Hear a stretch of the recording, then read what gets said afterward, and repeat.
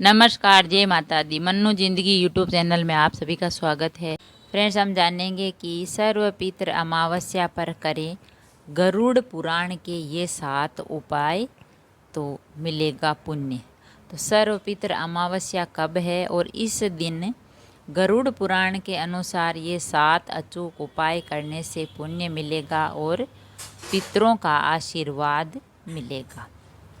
तो सर्वपितर अमावस्या वो 2 अक्टूबर को है, बुधवार के दिन है और उसी दिन है जो श्राद्ध का समापन होता है, यानी श्राद्ध पक्ष का अंतिम दिन होता है सर्वपितर अमावस्या के दिन।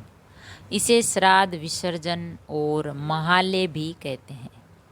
इस दिन सभी ज्ञात अज्ञात यानी भूल चूक जो पितरों का श्राद्ध है वो करते हैं। यदि कोई श्राद्ध तिथि में किसी कारण से श्राद्ध न कर पाया हो, जिस दिन उनके पूर्वज वो गुजरे हों, तो अमावस्या के दिन ये श्राद्ध कर सकते हैं। और फिर श्राद्ध की तिथि मालूम न हो तो भी श्राद्ध सर्वपित्र अमावस्या के दिन करें, श्राद्ध करते हैं। तो इस दिन गरुड़ पुराण के अनुसार 7 ऐसे महत्वपूर्ण उपाय है, कार्य है, जिनके करने से पितरों को मुक्ति मिलती है और हमें पितृदोष से छुटकारा मिलता है। तो सर्वपितर अमावस्या पर करें गरुड़ पुराण के ये उपाय। सर्वपितर अमावस्या के अचूक उपाय करके पितृदोष से मुक्ति पाएं और गरुड़ पुराण यानी सर्वपितर अमावस्या पर गुड़ में घी मिलाकर उसकी धूप करें, यानी धूप है जो उस उपले को जलाकर धूप बना के उस पर धूप करें गुड़ और घी का, तो भी पुण्य मिलता है, पितृदोष दूर होता है।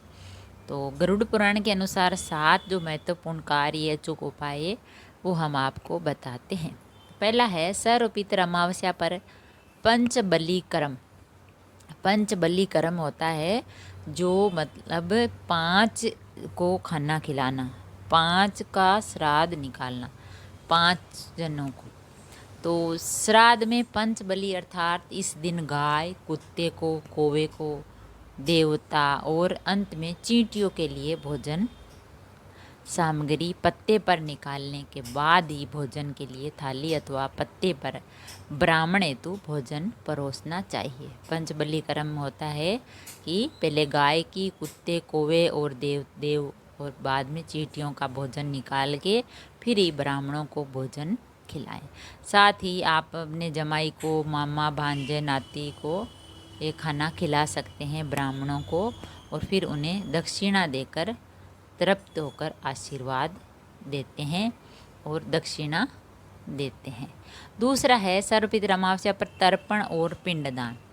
सर्वपितर अमावस्या पर तर्पण और पिंडदान का भी खास महत्व है। उसे उबले चावल में गाय का दूध, घी, गुड़ और शहद को मिलाकर पिंड बनाएं और उन्हें पितरों को अर्पित करें। जल में विसर्जित भी कर सकते हैं। पिंडदान के साथ ही जल में काले तिल, जौ, कुस्सा, सफ़ेद फूल मिलाकर तर्पण करते हैं। पिंड बनाने के बाद हाथ में कुस्सा, जौ, काला तिल, अक्षत व जल लेकर संकल्प करें। तीसरा है सर्वपितर अमावस्या पर गरुड़ पुराण का पाठ। गरुड़ पुराण में मृत्यु के पहले और बाद की स्थिति के बारे में बताया, इसीलिए पुराण मृतक को सुनाया जाता है। सर्वपितर अमावस्या के दिन गरुड़ पुराण के कुछ खास जो है वो हम आपको पंडित जी से पूछ के और करने चाहिए और अध्यायों का पाठ भी करना चाहिए। सर्वपितर अमावस्या पर दान कर्म। इस दिन गरीबों को यथाशक्ति दान भी देना चाहिए। जितनी श्रद्धा शक्ति हो उतना गरीबों को, ब्राह्मणों को दान देना चाहिए। जैसे दान में आता है छाता, जूते, चप्पल, पलंग, कंबल, सिराना, दर्पण, कंघा, टोपी, औषधि, दवाइयाँ, धान है, तिल है, वस्त्र है, स्वर्ण है, घी है, लवण है आदि। तो फ्रेंड्स, सर्वपितर अमावस्या के दिन इन चीज़ों का हमें दान करना चाहिए, जिससे पुण्य मिलता है। और ऐसी ये चीज़ें हैं वो ज़रूरतमंद गरीबों को ही देनी चाहिए। 5वां है सर्वपितर अमावस्या पर ब्राह्मणों को भोजन कराना।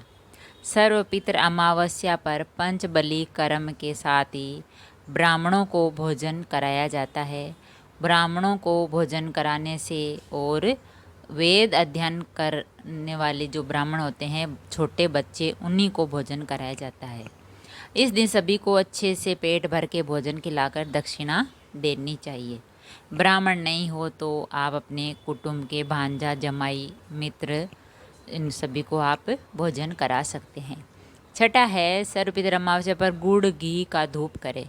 16 दिनों तक लगातार, 16 दिनों के श्राद्ध होते हैं, तो उनमें लगातार 16 दिनों तक सुबह और शाम को घर में एक कंडा यानी उपला जलाकर और उसका धूप बना के उस पर गुड़ और घी मिलाकर धूप दें, और उस कंडे पर घर पर बना जो भोजन है वो भी थोड़ा सा अग्नि को अर्पित करें और सभी के नाम की धूप दें।